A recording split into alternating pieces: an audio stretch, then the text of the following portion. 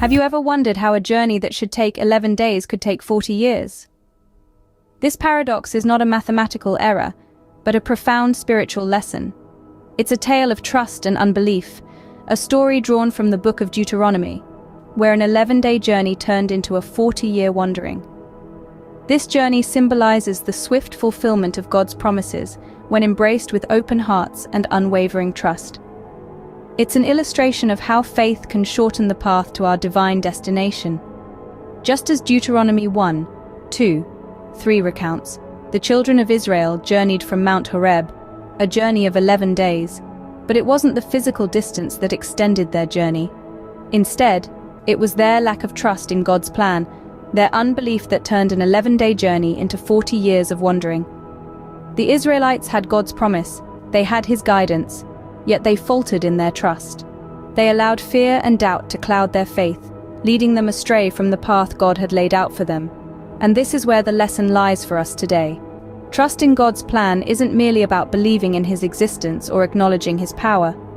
It's about handing over the reins of our life to Him, confidently knowing that He will guide us to our promised land. It's about understanding that God's promises are not merely words, but divine assurances that come to fruition when embraced with faith and trust. It's about realizing that our journey with God is not meant to be a 40-year wandering, but an 11-day walk into His promises. In the grand scheme of our lives, the journey may seem long and the road may be fraught with obstacles. We may face mountains that seem insurmountable and valleys that appear too vast to cross. But with trust in God's plan, we can turn these challenges into stepping stones on our path to the fulfillment of His promises. So, it is clear that trust can expedite our journey in life, making us reach our destination sooner than expected. Trust in God's plan and see how an 11-day journey does not turn into 40 years. But what happens when we lose faith and turn away from God's plan? Picture this. The Israelites, fresh from their liberation from Egypt, are poised on the brink of the promised land. It's an 11-day journey from Mount Sinai to Canaan, a journey filled with hope and anticipation. But tragically, this journey extends into 40 long years of wandering in the wilderness. And why? Because of unbelief, because of a lack of trust in God's promise. When the 12 spies returned from their reconnaissance of Canaan, 10 of them reported that the land was filled with giants and fortified cities. They sowed seeds of doubt and fear among the people, who then rebelled against Moses and Aaron. They forgot God's promises and His past deeds. They disregarded the miracles He had performed in Egypt, the parting of the Red Sea, the manna from heaven, and the water from the rock. Their rejection of God's plan led to severe consequences.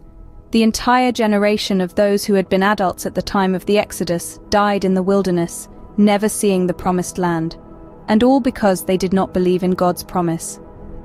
This story serves as a stark reminder of the consequences of unbelief. It underscores the importance of a life of active faith, of trusting in God's promises, and of following His guidance. When we turn away from God and reject His plan for our lives, we can end up wandering aimlessly, just like the Israelites in the wilderness. We may face unnecessary trials and hardships, and we may miss out on the blessings that God has in store for us. But when we embrace a life of active faith, recognizing God's voice and obediently following His guidance, we can avoid unnecessary detours and reach our destination sooner. The journey may still be challenging, but with faith in God, we can overcome any obstacle. Therefore, unbelief can lead us astray, turning a short journey into a long and arduous one. How, then, can we ensure that we are walking in the right direction? A question that often lingers in our minds, isn't it? Well, the answer lies in the concept of daily walk of faith. It's about embracing a life of everyday fellowship, recognizing God's voice and obediently following His guidance. Imagine walking through a dense forest. Without a guide, you'd likely lose your way, but with a guide who knows the path like the back of their hand, you'd reach your destination safely. Now, translate this analogy to our lives. God is our guide, and His voice, our direction. The key to a fulfilling life lies in this daily communion with God. It's about seeking His presence each day, acknowledging His wisdom, and letting it steer your choices. Just as you would share your joys and sorrows with a dear friend, share them with God. Open your heart to Him, for He listens, understands, and guides. Recognizing God's voice amidst the noise of the world can be challenging. But remember, His voice is the whisper that brings peace to your soul, the nudge that encourages righteousness, and the force that propels you towards love and kindness. Active faith plays a crucial role here. It's not about passive acceptance, but about consciously embracing God's plan for us. It means trusting His wisdom, even when the path seems challenging, and persistently walking towards His light, even when darkness surrounds. And then, there's obedience. The word may sound restricting, but in reality, it's liberating. Obedience to God's word doesn't confine you. Instead, it frees you from the chains of regret, guilt, and fear. It's about aligning your will with God's, understanding that His commandments are designed for your ultimate good. So, a daily walk of faith is not just about believing, but also about listening and obeying. It's about letting God's voice guide your steps, His wisdom shape your decisions, and His love fill your heart. And as you walk this path, you'll find not just the fulfillment of His promises, but also a life of joy, peace, and purpose. How can we ensure the speedy fulfillment of God's promises? Let's delve into that today. When we walk with God, we are not merely strolling along a path. We are journeying through life, guided by faith, with the Creator of the universe by our side. This walk is not a passive one. It demands an active faith, a faith that listens, trusts, responds, and obeys. This active faith is the key that can unlock the swift fulfillment of God's promises. Imagine the journey of life as an expansive terrain. There are mountains to climb, valleys to cross, and rivers to navigate. When we walk with God, we are not alone in this journey. He is our guide, leading us, supporting us, and at times, even carrying us through the most challenging terrains. But to recognize His guidance, we must actively engage in our faith, listening for His voice amidst the noise of the world. Active faith also means obedience. Obedience may sound like a restrictive term, but in the context of our faith, it is liberating.